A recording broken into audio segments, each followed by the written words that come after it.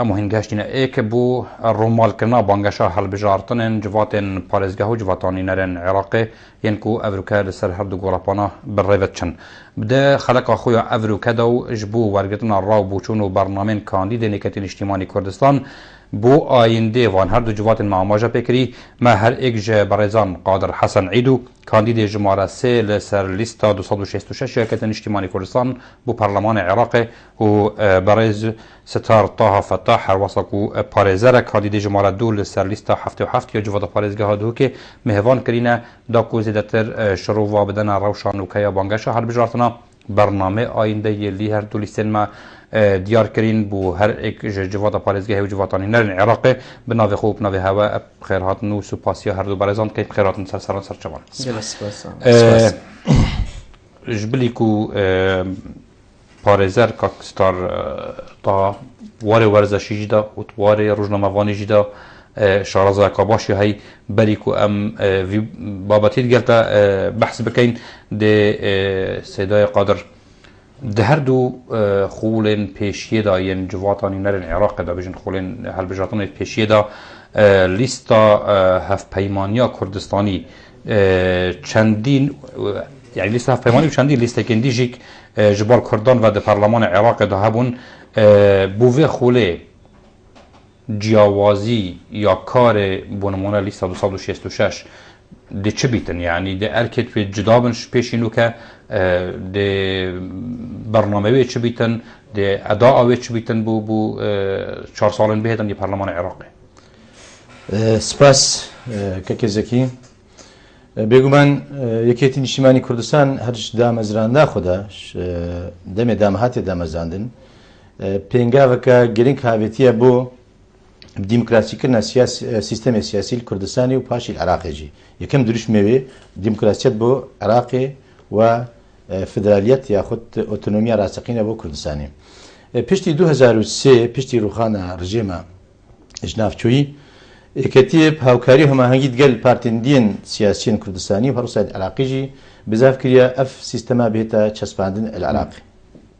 بيكو من اركي يكتي دەستپێکە ساڵە 2003 تانۆکات هەردوو خۆلێت بۆریدا ئەرکێکی پیرۆز بووە بۆ جێبەجێکردناوی سیستەمی و نۆکەژی تمامکردنە ئەرکێوەیە جارانم یەکەم خاڵە یەکەتی ڕج سەر ئەف سیستەمی سیاسی عراقێک و سیستەمێکی دیکتاتۆر بۆ چەند ساڵە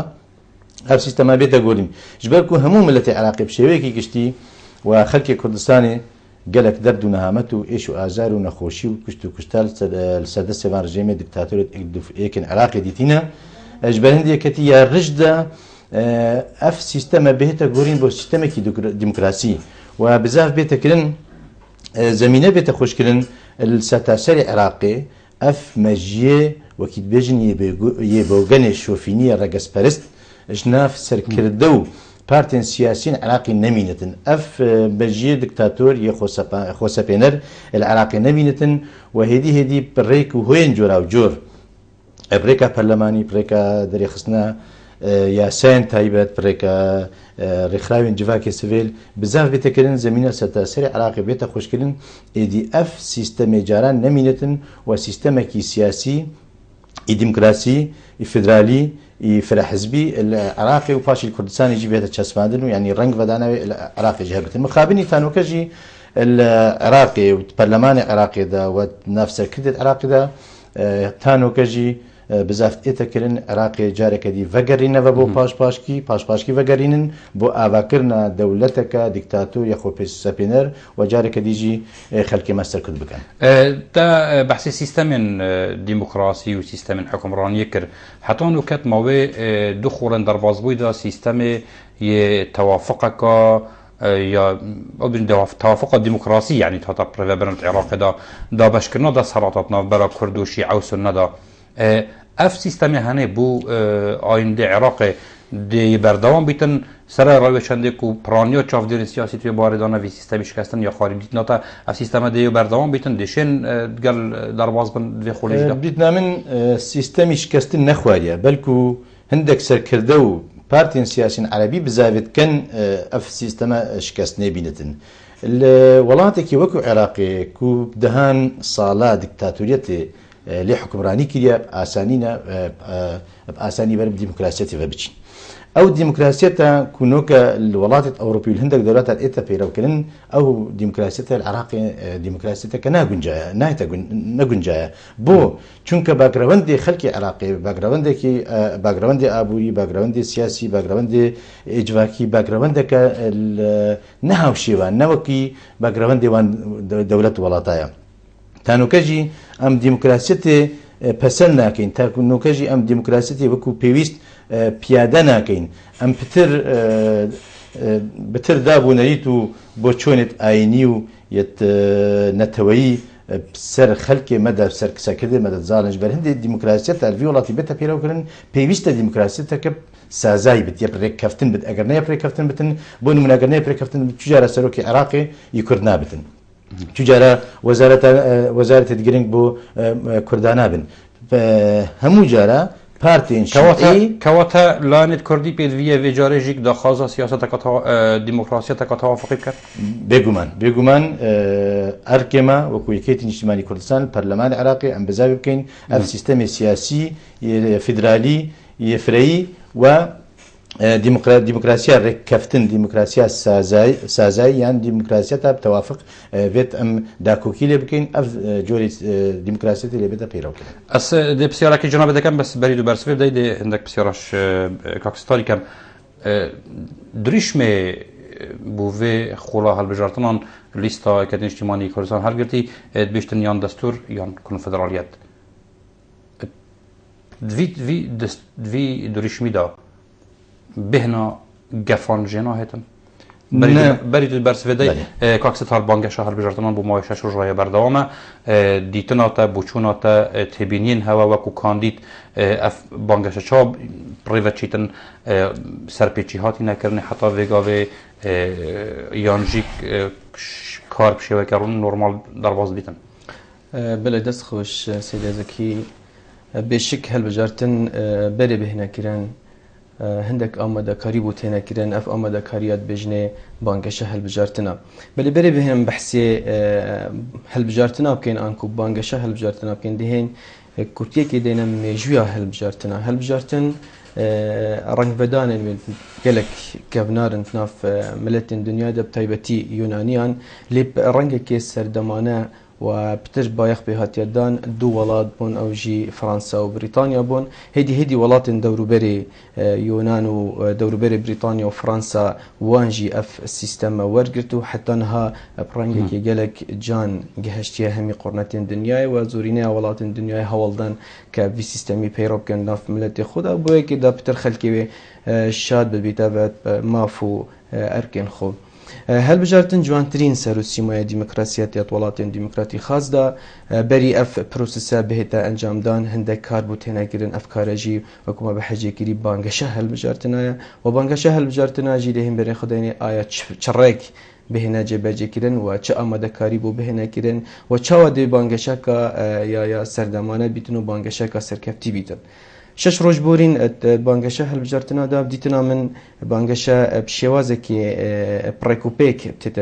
تتجیب بجکرین لی مخابنی و ابرو امی بری خودینه هندک کسی هین اوان دروش من لاین سیاسی یا نوینین کاندیدا توان جهاو لیوت یان کدرین و طابه نویری اما بشوایی که گشتی اف پیرو کرنا نهایا یا بانگشه هلبجارتنه من وكو بارزگاه مدید بارزگاه دوک بديتنا من وكو شخصي از بينم نبشي وزكي تندرست جانا چونك رنگك اوندا قربا لغو اوندا شست ورصيف ودورات وترافيك لايت زخمك وقربا لغيك اخص يسار دي توشي شوكيو دودليا دنگدري بينا خلكي بينا با يانجي حتى بين قالك عمودا ورصيف ودار وجنار وقبل سريا ويد خملاندين خلت شوفير جابوي اللي وازبينم دي توشي حادثة بن آينده دا بيجهي فيت كم بيجك اوي قربا لغيوي زخمه السر شوسته باشا كاكستار تو نابيني بيدفيه بيدا چونوك شلای بوجين دزگهن چه تشریعی بن چجی حکومت بیتن پیدا چونوك بدوی سیستم بانگش دا بهتا کرنه کو پیدوی هەندە هژمارە وێنە و فلکس و ئاڵا و دریشما ناکردن سەرجادا پەلاویسی یعنی وەکی تا ئاماژە پێکری پەنایە بەن بوو هەندێک ڕێو شێوازن یەن شارستانی تر بۆ نمونە هەندێک وڵاتە هەڵبژارتن تێنەکردن مامۆستا قادر بەس تو vê هەڵمەتا هەندا مەزنا وێنە نابینی یعنی تو دیتناتە پێدوی ناکات کو پێدا چوونێک دەبێت چەندە دەبێتەکردن بۆ ئایندەی بێشک هەر ئێکیش پرۆژەمەژدا ئەوە کە ئەم هەوڵ بدەن بۆ جواتە داهاتی هەوڵ بدەن ڕێکخستنێکە پێخینێت کاروبارێ هەڵمەتە هەلبژارتنەداژی چونکە ئەف سیستەمێ نەها سیستەمێکی کلاسیکی قدیمە هەوڵ بدەین کۆمپانیان ڕێکوپێک و قەبارەوێ کۆمپانیە بیتن ڕیکلامێن ڕۆناهی ئەنکو ئەعلانات ضوئیە محاولێ بکەین پەیدا بکەین و هەر قەوارەکە سیاسی دیف ئیمکانیات و پێچێبوونێت خۆ هەر کاندیدێکی خۆ بەربژێت کەتن دیف ئیمکانیات و شانێنووی ئەف ڕیکلامە تابلوە بهێنادانان ژبووەیەکی کە سەر و سیمای باژێڕی هەم جوان بیتن ژبووەیەکی ئەو بەرماییکت ئەوان ڕیکلاماتە نەکەبنە سەر شەقامی هم بلدیه دی پیو شاپلیتنم هم خل دی پیو آلوز بیتنم هم ناراحتیه که دی پیو دیار بیدوجه اگر هاتو ما اف سیستمی سردمانه اتفاقیات ما قال کمپانیا کردن و برنگه که جان و برایکو پیک ما اینان تندرست ما رکلاما کاندیدت خویان قوارن خویان سیاسیان لان خوی سیاسی کرد حتما دی جوانی کیش دتا تنو آرامی کیش دتا اف حلمتو هندا برفره يعني اگر امش لان ي دارایی و برای خوب دینه یان حسابی بو بکین یعنی ملايين دینار یتهاتینا خرج کردن و داویه جده هم ایجاره کادی وکی تا آماجه پیکری ده هنه کم کردن و ده هنه هاوتن و صوتن یعنی اف پاره هنه بو چی حساب چیتن اف پارش کیستکیت چیتن حساب بشک اف پارش سامانه دی خلقیت چیتن چونکو دهات دی خلقیت که بت دستت همی لعنه دا همی کاندیدا و اف پاره مخابنه به هدر بچیت لیوکو ما بحث جه کری اگر هاتو تابلوين روناهية بن أنكو لوح الضوئية بن هم دي سروسي ماي باجري جانكت هم دي آرامية جلدف خلقي جي پیدا كتن و خلقي دي زانت كي بخودس نشان كتو دنگي خبتي آنها از بچم برای خوب دم فلکه که بزرم یان ترافیکلاتی که بزرم اصلا نزانم برای خوب دم کیش کاندیدی و کی بناسم بله سید وینه اوینو که جاده ده هنده بربلاف کارت کرنا خورسا دنگداری هیا يعني جرينجك وكو كانديدي جالك وينه هبنو جالك بوستر هبنو بوستر تيت ماستر بنو يدي ماستر شيكاتن مرچنينا اللي اگر هبن باشه بس نبي شيوي مرچنينا چند تابلو تزيده ببنكو دي خل بيجيت ابا كسك يعني زيده خدا نشان كاكستار بهارا بتر تو اعتمادك كسرچه بو بانگشه يعني سردانه يان ابي شيوي ي بوستري و وەکو ستار پتر احتیمادا من سەروێ چەندێ ئەس خۆ نێزیکی کەس و کار و هەواڵ و برادەر و سەردانە بکەم و نێزیکتر بشێم پەیاما خۆ بگەهێنمەوە بشێم پرۆژێ لیستا خۆ بگەهێنمێ ئەگەر کاکستار بدلێوان بیت و ببینن کەسێکە خوددان پەیامە و خوددان پرۆژەیە قەنەعەتە پتر من بهێت بۆ من ئەvە پێ باشە من ئەو پێ باش نینە ئەس پتر زێدەتر تابلۆ دەبەرێن ڤەقەتیایی آن بجين دورين مادا صدو چل افعال مطاهل بجارتنا و صيازيقة مامستا ويا هي بس نب في رنجية راسي جيل دوكي افجال فرقة بس ما كان زبرنا بسيارة خويا برينوكا ادي زبرنا ساب بسيارة خويا برينوكا دورا دوك باجير دوكي بخو زيادة روي قالك وهي زيادة روي قالك وهي بينات براسي جي بله ما مستمع اموجه كلا بسيارة كما قلتي سيستم توافقي تبحث كر بله و بيدفيا دستور بهتا جيبا تشيكرن يان دستور يان كونفدرالي يان دستور يان كونفدرالي الفيري يعني يان دستور يان كونفدرالي اف يانت هنه نا شي وقفك بخوفت جرن اسنا بينم كازكي شي وقفك بو چونکە دەستور بەری چەند ساڵێکی هاتیە دانان دەستوری عراقی دەستورێکی هەمیشەیی دەستورێکە تاڕادەیەکی سەر بنەمایت دیموکراسیەتی هاتیە دانان و دانپێدانێت مافی هەموو گەلی عراقی کرد هەموو پێک هاتێت خۆیت نەتەوەی ئاینیڤە سیاسەتی تشتێک هەیت بێژنێ سازش یان عەرەبیت بێژنێ مساومە ئەم کورد بزمانی خۆی گشتی بێژنێ ئێک ئێکێ ساڵە 2003 وەرات تاکو ساڵە 2014 پارتێت مەیت سیاسی هەمووشیانێت خۆڤە پەرلەمانتارێت مە هەمووشیانێت خۆڤە کەسایەتیت مە ئەوێت پۆستێت حکومی وەرگرتن هەمیشیانێت خۆڤە زێدەباری سەرۆکی عراقی و سکرتێری گشتیەکەتی نیشتیمانی کوردستانە جەنابی مام جەلال گەل سەرۆکی هەرێمی و حکوومەتە کوردی هەمیشیان خۆڤە ئەوە 10-11 ساڵە دیالۆکێ بزمانێ گولێ دانوستانی گەل حکوومەتە عراقی بزاوێت کەن چوو کێشێت وەسات ناوبەی نامە و بەغدایدا نەمینن بزاوێت کەن ئەف کێشە بڕێکێت شارستانی بڕێیا دیالۆکێ پشتبەستنە بە دەستوری ئەف کێشە بێرە چارەسەرکردن بەڵام تانۆکە ئەم نابینین پێنگاوێت باش پێنگاوێت ژدل پێنگاوێت خێرێش لای حکوومەتە بەغدایڤە بێنە هاوێتن بۆ چارەسەرکردنە با کێشە وەختی ئەف کێشە بۆ دەمێکی درێژ مینە هەلاویستی ئێدی ڕۆژ بۆ ڕۆژێ ئەف کێشە نە بەس قەواری خۆ وەک حەجمی خۆت بینی بەڵکە ئەف کێشە یێمەستە لێت هەن ji ber هەندێ پێتڤە پارتێت سیاسیت کوردی پێنگاوێت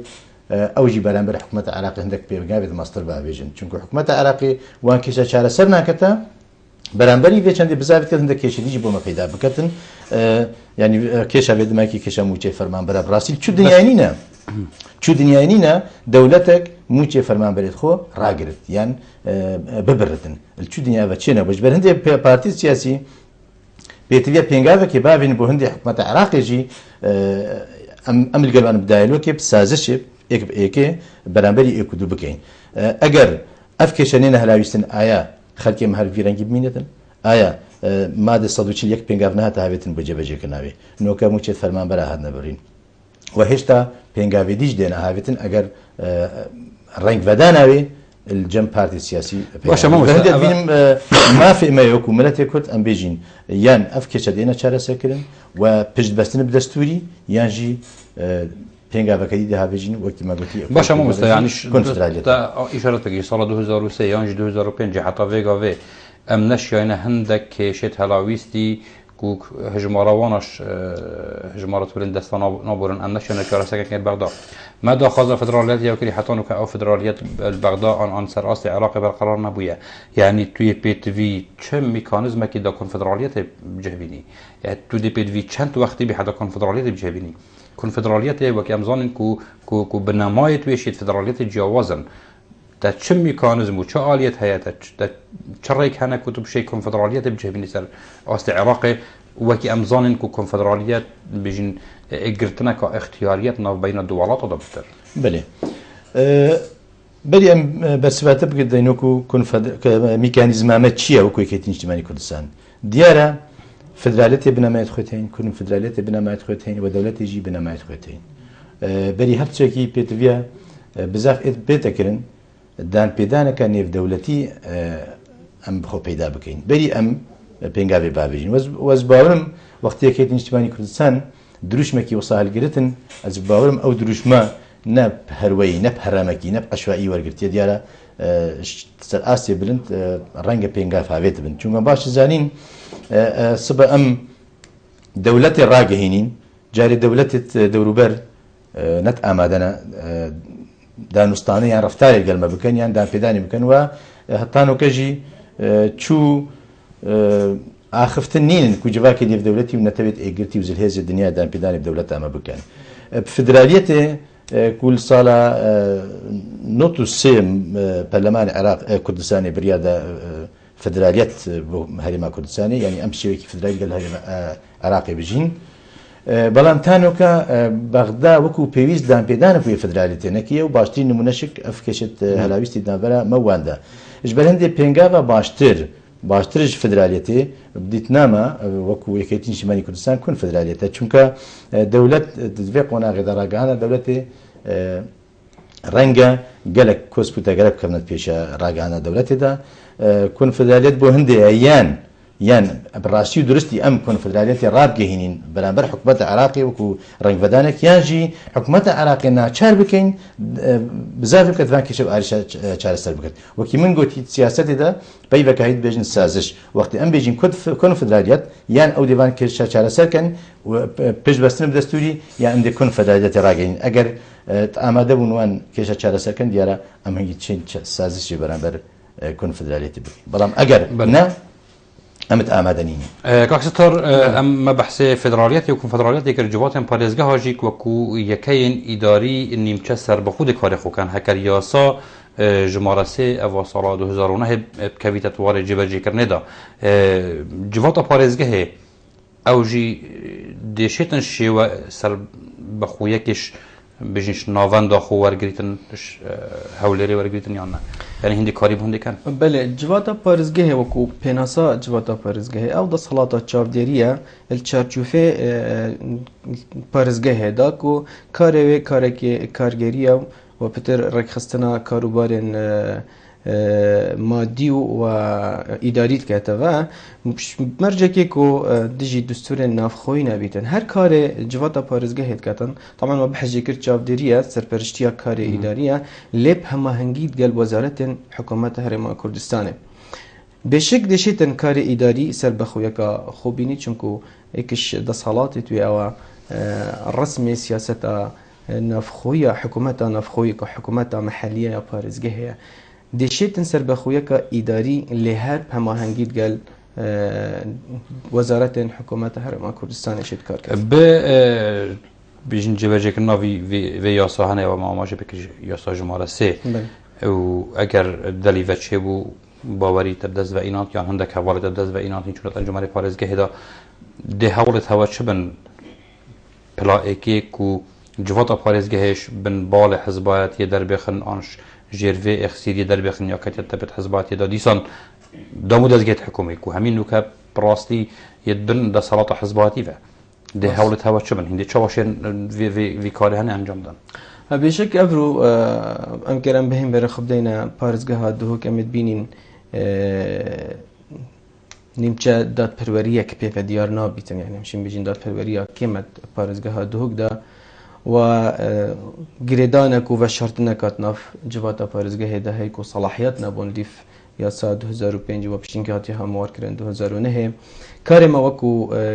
اگر هاتو هم چون جواتا پارزگاه ده کم کار ام بتکین شفافیت بود جوده هاتی پارزگاه دهوک دایا که بزانین ما في خلقیه و بو خلقیه کار ما و کم حکومت کان ناف خوی دا مزرين كوش خلقي بارزگاه دهوك بيتو بو خلقي بارزگاه دهوك بيتن وبتايبتي داينامو في حكومات محلي گنج بن بشين بتر كاري خدمت گزاري پیشکشی خلقي خوب كينا ابجار وكو بدين كجي ما قلتي صلاحيات جواتا بارزگاه اون جافديريا دامو دزگهن يعني محلي بكن ماكو جواتا بارزگاه دا بيتن پتر چاودریا یا دامو دزگهن محلی پارزگاه دهوک بکن بشین کارکی پتر و داد پروریا کا پتر پیشکشی خلقی خوب کنه و راستا حتی نها امید بینین گردانه که هی پارزگاه دهوک دا کس چیش کاری و نزانیتن و شرطنه که هی و کارکی دیرش خس بینم داد پروری برنا پارزگاه دهوک دا یا دیاره وجا اف کارن ها که اگر هاتو هم در کفتینو ارکم اوا ام بشین حکومت محلی داهاتی بکین حکومت خلکی و بو خلکی بیتن و خلق خوت دا بینی تبا بله ما مثلا من اولی آماجه پیکر کو جناب تجبری وکو پارێزەر و کاندید دیسا ڕۆژنامەنوێس و ڕۆژنامەنوێسێ تایبەتمەند بوارێ وەرزەشی دا بووی بیاوێ وەرزەشی دا خواندناتە یعنی دهوک چه قۆناغێک دا یعنی شیا هەندێک پێنگاوێت باش پاوێژتن یان نه ئەگەر ئەم بهێن بەرە خوب دەینە کارێ جڤاتە پارێزگەهێت هەمی بواراندا افرو پارزگاه دهوک ام چه سیمان شهرستانی به دیار نابینین و چون که مجرخانه که تندرست شهرخانه که وصانین ام بشین کار خود دا کاراب کنه و اگر مجرخانه نبی طبعا ما جیان نبید مجرخانه نبید ما سیاست نبید مجرخانه نبید ما یاسا نبید مجرخانه نبید ما حتی ورزشی نبیدن ورزش پارزگاه دهوک از بینم بشوازه که کلاسیکه و بس امشین پاریتی دا صرف بکن لی اگر هاتو ما مدارس دانن ما خاندنگه دانن و بشین یا ریزانن یاریزان محلی ناف خوی پیدا بکەین و پیاده بکەینە ناف یاریگەهێدا و بشین مفایجی وەربگرین چونکە ڕۆڵی وەرزشی ئەزت بینم هیچ ڕۆڵی سیاسەتێک کەمتر نینە زۆربەی هەرە زۆرن وڵاتین دنیای ئەڤرو خەلکت نیاسیت بوو نمونە بەرازیل پڕیا وەرزشێ و داهاتێوێ 70 ساڵێ 80 ساڵێ ئەش وەرزشە وەرزشە پارێزگاها دوهۆک ئەو ژێرخانە بەهێز نینە ژێرخانەیەک حتا حدێکی 5 ساڵێ مەیە هەی لێ ژێرخانەیە یاریزانان مەنینە کە ئەم بشین پتر گرنگیە بواری وەرزشی بدەینەوە ئەمە ژێرخانە حتا ژێرخانە ئابووریژی مەنینە مە ژێرخانە پیشەسازیژی نینە ئەڤروکە مەبێرە بدەینە جیهانگەریە گەلێک سنوورێن بەزاندی نەشێن بێژەم هیچ سنوورێک نەهێلایە و پیشەسازیە لوتکێ و ئەگەر ئەم بهێن چاشێن پیشەسازیە بارزگەها خۆ هێزکەینەوە دا بشین ژێرخانەیە خۆ ژێرخانە ئابووری ژێرخانە وەرزشی ژێرخانە کۆمەڵایەتی پێسکەین ji bo yekê bişên werzişa xwe aborê xwe dahatê parêzgeha xwe palpiştiyê bikەینە سەر خۆ بخۆڤە دا بشین پتر خزمەتە خەڵکی خۆ بکەین زۆر جۆرە متابعەیە کردیک و دەبیشتن فلان بژن یانا دهۆک بجا چه یا باسکتبول چه یا طپاپی چه هر مجالێکی دەبیتن دەبیژن هەندە یاریزان کڕین هەندە کوژمەی و کوژمێت مازن یان قۆرخکردنا ڕووماڵکردنا یا چاڵاکێت وەرزەشی یاریەت وەرزەشی ئەف پارێ هەنێ ئەوێت هێتە تەرخانکردن بوو کڕینا یاریزانی قۆرخکردنا یا یاریگەها ئەوە سلبینە زەڤریە ئەف پارێ هەنشکی وەت هێتن وەکو پرسیار بەلەدیف بێزانینێن بەشێکی پارەش اتحادە عێراقی تێتن بوو یانێن پارێزگەها یعنی بوو کڕینا یاریزانیژی ئەودەن بەشێک تێتن بەشێکیش بودجە پارێزگەهەیە دهۆکت تێتن لێگرێ بەستێت وان پڕەنگێکی فەرمی ئەم نزانین سەر چ گرێ بەستە و پارێوی چەندە و بەس ئەوە کارگەریان یانە ڕادگەهینن تو نزانی که او پاره چنده و نوروک وان گری بستا چاویه افصاله دا خوشبختانه افصاله دا یکم جار بو افصاله دا یاریزانه که باسکتبول دهوک رو کرده دادگه و اسکالا دجی یعنی دهوک تمار کرد جبوه که کو نگهج بو مافی خو شات نبو بو و کو راگهاندجی حتی حد که پشتوانی لیکر پشتوانی یاریزانی که یاریزانجی محلی بو یا خمالی بو قرخ کرنا یاریگه ها و ڕووماڵکردنا چاڵکێن وەرزەشی و هەندێک پرسیارەتی دێ vەگەرنێ دەفتە بە مامۆستاستا زێدۆی قادر وەکو کەساتێکی ئێزدی بوو ئایندەی دێ ئەرکێن تەچ بن ئەگەر خەڵکی متمانەداتە و تووشای دەربازی جواتانی لەن عێراقی بۆ خەڵکی ئێزدی ئەم حەسکەن یعنی کو تایبەتمەندی وانە خەڵکی ئێزدی جارێت عێراقیدا یە پێدوی چییە جارێ ئێزدیاتی وەکو ئاینێک درێژیە مێژووی گەلک زۆرداری لە هاتیەکردن پێتڤە لە بەغدا بزاف بێتەکردن ئەف ئاینە ڕاستیە و درستیاوی ئاینی خەڵکی بێتە ناسکردن هەموو خەڵکی مەسیحی و مسلمان تایبەتیژی مسلمانێت عەرەب و مسلمانێت شیعە پێویستە ڕاستیاوی ئاینی بێتە ناساندن و ئاینەکە بدرێژیە مێژوێ نەپڕیا چوو پەیامبەرە ئەف ئاینە بەڵاو بووە بەلکو مرۆڤ بلۆژیکی عقلی خۆ مەژیە خۆ گەشتێ باوەرێکێک و خدایەک لێ دنیاوی هەی خدایەک هەی ئافرینەری عەرد و ئەسمان و کەون دنیاەیە و چوو پەیامبەر نەهاتینە مخابنی گەلک مێژووناس تایبەتیژی ئەو مێژووناست بێن پەیڕەوکەرن وی ئاینی بشکینن بخودێنە ناس قەلەم دەن یان بزافتکەن ناکۆکیەک نابینە ئێزدیە و مسلمانێکی عادە هەبێتن و دبێژن بنەڕەتدا ئەف ئاینە زەڤرتن بۆ ئێزی کوڕێ مەعاویە بەڵام ئێزی کوڕێ مەعاویە چوو پەیوەندی ئاینی ئێزدیابەنینە بەلکو ئاینی ئێزدیە ئەتزەڤرتن بۆ یزدانێ پاک و دلۆڤان باشە پێشین وکە هەژمارەکە ئەندامێت پەرلەمانی عێراقی ئێزدی بووینە ئەف هەوڵە نەکرینە هەوڵ تێنەدانان بەڵام ڕەنگە ئەو هەوڵە تا نوکەنەت ئاستی پێدەوی دەبن یعنی گەلە جارە ئەندامێت پەرلەمانی باوەڕ نەکیە کەسانێت ئێزدی خودێ ناس دەست نیشانکردنا کورسیەکی بتنە یا کۆتا بۆ ئێزدیە وەکو قادر حەسەن عەید و چەند گەڵتایە بێگومان ستەمەکە مەزنە لە ئێزدیاتێکردن ستەمەکە مەزنە هەم ئێزدیاتێکردن و نزانم ینی پارتێن سیاسی یەن کوردی ئەو چه هزر بکەن ئەگەر کۆتا بۆ ئێزدیا 5 کەس بانە بلایەنەکەم 5 کەس بانە هەردش سنگ و پێگەها کوردان زیدە بە يعني خابنی ئەس خۆ وێرەخنێ يعني كرد بونا برهنگاریا به چند یا نوکو پێش بەڕەوانیژی نەکرد بەلکو تان دەرنەبووینە بۆ دەستنیشانکردن 5 کورسیا بۆ ئێزدیا پارتی سیاسیت کوردیجی نەتان دەربوون و ڕاستیجی ئەم وێرەخنی ئاراستەی پارتین کوردستانی بکەین پێتوی بوو بتر پشتەوانی کردبات چونگو ئەو هەردێ بە سنگ و پێگە بۆ کووردا دێ سنگ و پێگا کوردال بەغداد لەتر برنامه هوا دي چه بیتن بو دەڤەرێن ين بارا بتوكي بيجن ازدي نشين اف دەڤەرێن کو بيجن دەڤەرێن ازد خانه يعني برنامه هوا كاري هوا ارمانجت هوا بوان دەڤەرا دي چه بن جاري امانجت ما يك بري ام بيجن بو دەڤەرە امانجا ما يك اوا نويسينغا كاروبارت ازديا يعني شو ريفبريا كاروبارت ازديا البغداد بتر بتاكتيف كرن او سر كده سر بغداد سر كيش وزارة أوقاف وزارة أوقاف بتربط أكتيف كرنو وشالاكي توي ستاسري إزدخاني بقرن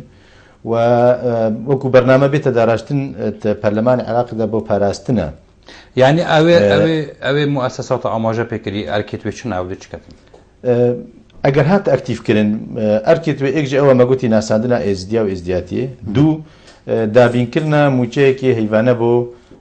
مجيورت ازديا وقول بيجن ازديا وسي باراستنا ونجنكرنا لالشان نوراني سرشيوازي خوي كابني كلاسيكي كابني ميجوي وزيدابالي نجنكرنا مزارت ازديا كل همو قندت ازديا بتين باشا ما اف خالد هني راسلا جرنج وكو بو ازديات بشبكه گشتي بل هاولاتيك الخطار يعني هاولاتيك الشاريه يعني باعدر يعني خانكي بله ده چم فاش وانا واجريتن يعني ام بحثان ديت كان تودي بو خلق ازدي دي بيجم ابا مغوتي بو خلق ازدي بو دفرو ازدياتي هوا شو برنامج ابا او خاله مغوتي خاله شمو يجرنتر او بتريا ازيد خاني مادي صدوچلن بخابني ابا بترج ده صالايا وكو بيس خدمت ابان دبر نهات يكرنا يعني مروف سردانك بشتبان كومالغو باجير كو بندت ازدنشين براسيجي دلي مروفي قالت ميتا بيفم كل ولاتك يبكو عراقي روجانا مليون برميل غازي باش ندربا و استي خدمت و خدمت گزاريا زيدباري استي جيانا تاكي از دي وان دبرا مروفي رنگيت بينتن خاله هر گرنت في بواري د بيتويا كو بينغا بينها بيتن اگر هاتو ما دي صدوچ الفيرنگي دور كفتن و نهيت جيبه جكرن بيتويا بينغا فيت جدل بينها بيتن بو وان دەبەرە بۆ نمونە تەرخانکردنە بودجەیەکی بۆ وان دەبەرە ئەو بودجە ساڵانەت ئێتە تەرخانکردن بۆ پارێزگەها مووسل بۆ وان گوندا و کۆمەلگاش تەرخانکردن بەڵام مخابنی ڕێژەیەکە گەلێک کێم دگاتەوی خەلکی تانوکە دامەزراندان دەرچوێت زانکو پەیمانگەیت ئێزدیە سەر ئاستی عراقی ئەنکو وەزارەت عراقیدا گەلێکی کێمە حتا خوێندکاریت ئێزدیا دەمێت چنە پەیمانگە و زانکوێت مووسل ساڵانە گەلە کێش بۆرە پەیدا بن کێشە و ئارێشە بۆرە پەیدا بن ژمارە شوان دەشەید کردن ژمارەکە جوان بۆ ئێنە هەرێما کوردستانی هەتات ئێنەوە گرتن ڕاستیژی گەلک سەر ئێشە واتێدایە یعنی پێویستە پێنگاوێت جدی بۆ وی خەرکی بەناوێ ئاوێتن هەم بۆ دامەزانداوی دەرچێ زانکۆ و پەیمانگەها هەم بۆ بلندکردنە ئاشتێ ژین و ژیارە خەلکێمە ئێزدی و هەم بۆ پێشکەشکردنا خزمەتە نۆکەژی گەلک بەڕێز ببوورە ئەم زۆر بەسەر مەسەلە کورسیەکە کوتال پەرلەمانی عێراقی بۆ ئێزدیە لایەنێت سیاسەت کوردی وەکو یەکەتی وەکو پارتی وەکو گۆڕان وەکو هەر لایەنێکە دی شەڕی بۆ بدەستبە ئینانەوەی کورسیەتکەن یان نا بله نوکە مەوەکو یەکەتی من ئاگەهژێنینەک و ما کەسێک کاندید کرد بتن بۆ دەستبێت ئینان ناوی کورسیە بەس من ئاگەژی هەیە پارتی دیموکراتی کوردستان هەواڵک کاندید کردیەک و بەری نۆکە هەر پەرلەمانتاری عراقی بوو نۆکە لیستەکە سەر بەخۆ ئەوێ دەنگی خۆت دەنەوی کاندیدیت سنووری پارێزگا هاتووەکە دانا تەنێ سنووری پارێزگا میسل دانا بەس پارێزگا هەمووس بەس پارێزگا میسل دانا باشە زور جارا يعني آن بجين زور خولد درباز بوي چه سر آسل جواد پارێزگاهاش پارلمان عراقه او كوتايت جواد پارێزگاه مثل جدايا هاي بو خلقي ازدي والبرلمان العراقي جاي يعني ما ياديت يا ما يعتبرني كريكو هندك لان ديت كو ازدياتيه وكو نتوا القلمدن تايبتي او بزاوا اصلاح وتقدم وقتك تقولني تشان قوة وكرسي قبل خوفا بينن فبو شو فدقرن يعني فبو هندي نافا قرن كوكو لا يعني سياسية كردي نش ياينا خلقي ازدي الرازي كان وكو بيدفي جاري كوتا بو ازديات بارزگاه مسلمانين بركوكو بارتي سياسي كي بركيت كان وان كرسيا بس كوتا باي البرلمان بغداد او حركه اصلاح هرصال بيتبتن افصاله بارتي ديمقراطيك حركه اصلاح حركه فيتبت بديتنا من چند خالك وتين بيتفي اماجا بي بيتدان وخالش هموي جرينتر اوا بديتنا من بارتا د صلادار الويدا فري نوكو بيس خدمتها اس دي كريا و نوكو بيست خدمتها اس دي كي بهموش همو عليكي با تشيش علي خدمت گزاري باش يانش و سردريامان قال خلكي ما بديتنا من نت استكي بيتفي دبوت استكي وصادر بوكو او اس دي هست بكردبونا خوب كتن اگرنا يعني ما وكو اس دي جبابو قال ده منقولي بوكو من توك هي تايبت هندي امتزانيكو دي اين ما اس دي نتوا ما كرد وزمان ما كرديه وكلتور وكلبوري ما كلتور وكلبوري كي كرديه بلام روشتو رفتارت نابج متى يعني بارتر سياسي اسباتك سياسي توا مرناكم بيچندي بلام از دي بيجم روشتو رفتاري هندك سر كردا هندك ببرست حزب كرديا دا صلادار وصاد كان كو ازدي جدابونه كدنا براخو كردي مسلمان ببینن مخابنی از دوی آماجی پیدم که یکیتین اجتماعی کردستان دست پیش خرب بو هنده از دی هست پاولات دی بنا خوب کتن یکم حزب بو هول دای بنگه هلالش دام زرینتن که شیرت و راسپاردو و هول بزاف جناب امام جلال هات يكرنا باشي نفيسينغا كاروبارت ازدي هر ديسا يكتي اجتماعي كردستان دانايا يكتي يكم حزب ووزير ازدي دانايا يكم حزب وبرلمانتاري ازدي دانايا تاك حزب وبربرسي مالبندكي يكتي بارتك كردستاني بربرسي مالبندكي ازدي بتنو وزيد باي چندي بلوبايدي وباشي حزب دي چاولي كربوينا بەڵام یەکێتین نیشتیمانی کوردستان دەست پێشخەر بووە پێدانا وان پلادا هەموو جارە پارتێن دیێن سیاسی جاولێکەر بووینە و پشتینگی بدەست پارتی خۆت زانن کاکستار دەڤەرێن نێروە مەدهیژی ڕەنگە چارچوبێ بەرنامەکیدا ئاماژەکەرە هەندێک دەڤەرێن نوکەل سنوورە قەزا ئامێدیەدەوەکی دەڤەرێن نێروە ڕێکان ڕەنگە هەندێک دەڤەرێن دیێن بەرواریە هەندێک جێدی هەتا نوکە چور ماینەوە سەدەمێن وێ بوو چ ڤەتگەڕنەوە وەکو جواتێن پارێزگەها هەوە ئەم بێژن وەکو بیرروکەیەک وەکو کەسێکان وەکو بەرنامە هەوە بەرە هین بڕیارێکی سەروان دەڤەرە دەنجارەکە دیبێنە ئەوانەکردن کون دێتوان بێشک ئێکیش کارێمە ئەوە ئەم بریارە پەسەندکردنا بریارە ئیدارەبوونێن سەربەخۆ کێنە کارێ خۆ و کارت سەر بکەین ئیدارێن سەربەخۆ بۆ هەمی قەزایین پارێزگەها دوو کارێکی گەلێک ڕەوە و فەرە بونمونەیەکش کار هەرە سادە کەسێک ئامێدیە یان الزاخ و یان الشێخان یان البەردەڕەش ڕووبکەتە دهۆک بۆ دروستکردنا جیاوازەخ و ئیجازەخ و جنسیاخ و بڕاستیە بە کارێکی خەلەلت ئیدارێدا ئەمە وەکو پشیوەیەکی گشتی بهێن بەحسێ دەڤەران نێروە و ڕێکان دووسکام بکەین ئەڤروکە ئێکش پرۆژێ حکوومەتە هەرێما کوردستانەیە و ئاوادانکردنا گوندایە بۆ یەکێ سامان و سامانێ گشت و کاڵی و ئاژەڵی و بینەت ناف پارێزگەها دهۆکدا ئەن ناف خەلکی خوب خۆدا احتیمال دەکەنە سەر خۆ بەلێ جهەیە داخەیە ئەڤر و 1970 گوندên دەڤەران نێروە و ڕێکان و دووسکان چۆل ماینەوە بووینە کێلگەهێن پشکنینێن تورکیا وەلایەنێن دیتر ئەرکێمە وەکو بۆ خۆلا داهاتی ئەم هەوڵ بدەین ئەگەر هاتو ئەم دەرکەفتین ئەم دە هەمی کاری کەنج بۆ ئاوادانکردنا ئەوان گوندا چونکە ڕۆڵی حکوومەتە هەرێما کوردستانی ئەوە کە ئەمن و ئاسایشی بەرقەرار بکەتن هەمی سنوورێن پارێزگەها هەمی سنوورێن هەرێما کوردستانێ و سەر و ماڵی خەلکی بپارێزیتن ئەڤر و 1970 گوندێن وان هەرسێ لایەنە بەحژێکی نێرۆ و ڕێکان و دووسکان ئەنکۆ بژن دەڤەرە نێرۆ و ڕێکان 1970 گوندە چولن بەهانەوەی ئەوە کە پەکەکە لێ و نەشێن کۆنتڕۆل بکەن و منتەقەی ئارام بکەن لێ ئەگەر ئەم بهێن بەرە خوب دەینە پەکەکە و تورکە